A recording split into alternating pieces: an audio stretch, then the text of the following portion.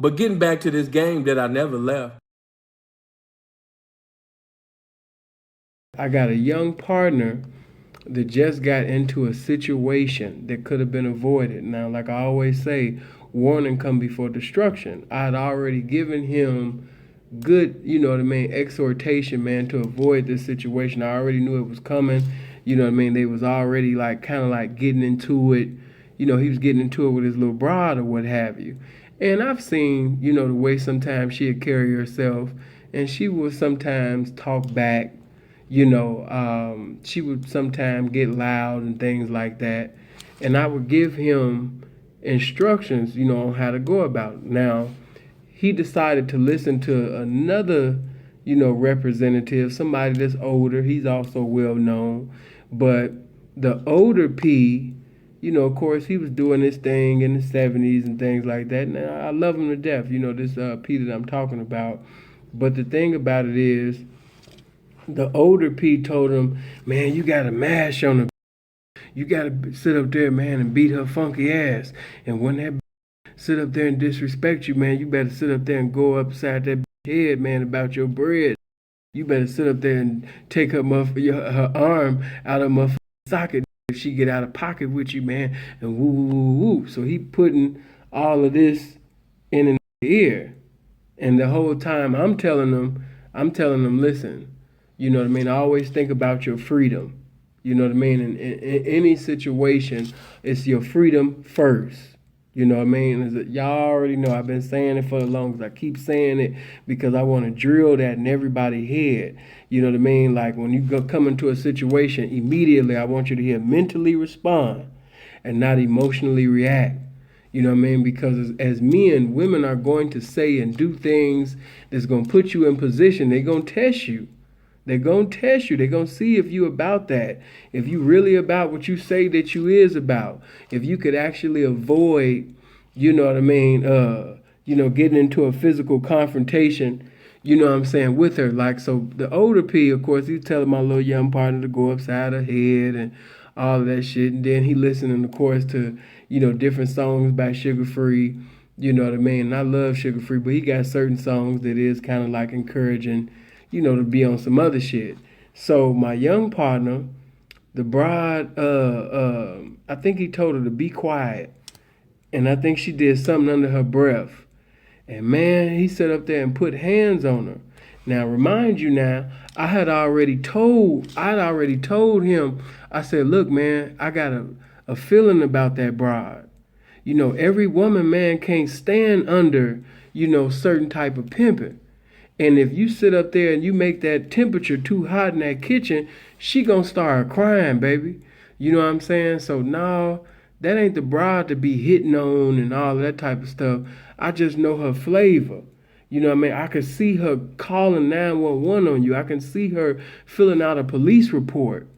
And he like, oh man, the ain't gonna tell on me, man. You know what I'm talking about? Yeah, you know what I'm saying? I done already kind of did this. I hit her before, she cussed back at me, but she didn't do nothing. So he disobeyed me and he put his hands on her. And as of right now, I was coming straight from the gym.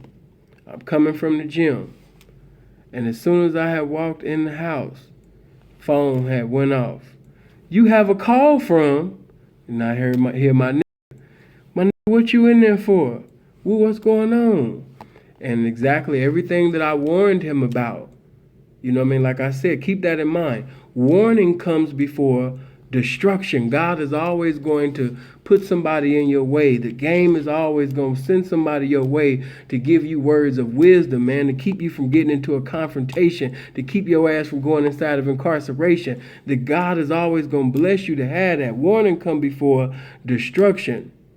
You know what I'm saying? And see what the older P, not to take anything away from him because I love him, man. He did his thing, man. He was a cold motherfucker. He was deep. He was having hella jewelry. But see, what motherfuckers got to understand, that shit that was doing in ancient times is not wise for the recent times. The laws have changed, all right? And what I want to make known to you, to the young pimps, and not only to young pimps, but to just young men, period. Stop putting your hands on that woman, man. Stop putting your hands on. That ain't gonna make the situation better. Trying, as I like to say, being Floyd Mayweather is not gonna make the situation better. Stop putting your hands on that woman, man. If she talk back, if she wanna get loud and shit like that, man, don't even take time out your existence, man, from trying to like, listen, if I ain't never told you nothing before, you cannot beat the fag out of a bitch.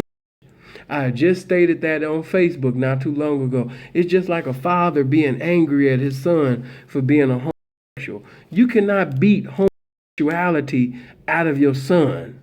You know what I'm saying? You can't beat homosexuality out of your cousin or your brother. You cannot. You can jump them. You can beat their ass. You can do all of that. You can take a motherfucking baseball bat and beat your little brother or your cousin or something or whoever gay in your family.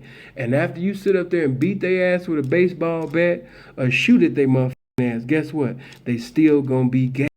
So I've said all that to say this to you young men, man, and to you young and up and coming pimps. Hey man, you can't beat the fag out of a bitch. You can't shoot the fag out of a bitch. Some women have basically certain, how could I put it like that? I don't want to come off too harsh on them. But you got to realize, man, a lot of them really didn't know no better. You know, they didn't have a father in the home. They wasn't receiving the proper teachings on what a man is, what a father is. You know what I'm saying? So it's like a pimp, she's looking at you almost, you know what I mean, like you trying to be a slave master, which is the wrong vision that she should have of a pimp.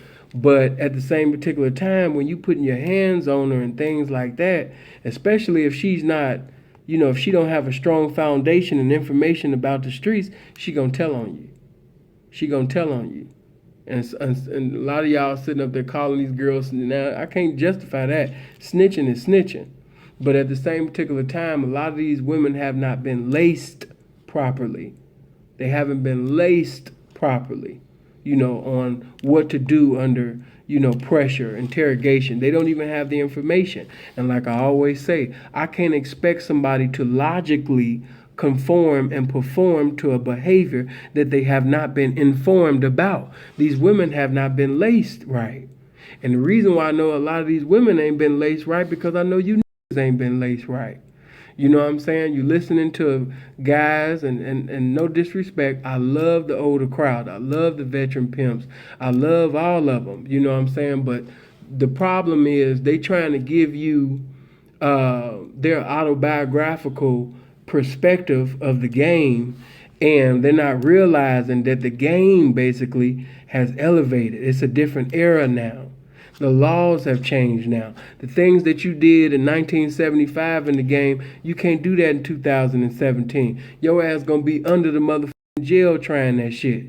You know what I'm saying? So because I'm in love with your freedom, because I want you to maintain your liberty in society and not calling your mother in a correctional facility, you better take heed, man. Stop putting your hands on that woman. Some of y'all have listened to different rap songs and the commercialism from these rap songs, or these older pimps, they have influenced you to be abusive. And then some of y'all actually have some mental problems. And then, you know, of course, some of you guys are doing drugs. So you got the combination of, you know what I mean, you're not being laced. You're looking at, you know what I mean, different representations that's in your environment. And you see this beating on his bitch. You see this beating on his bitch.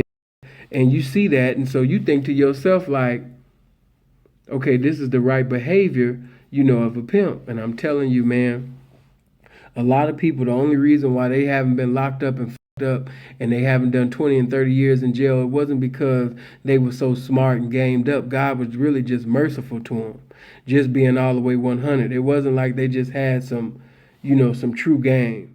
I hope you guys live as long as you want and never want as long as you live, man. Y'all be blessed now.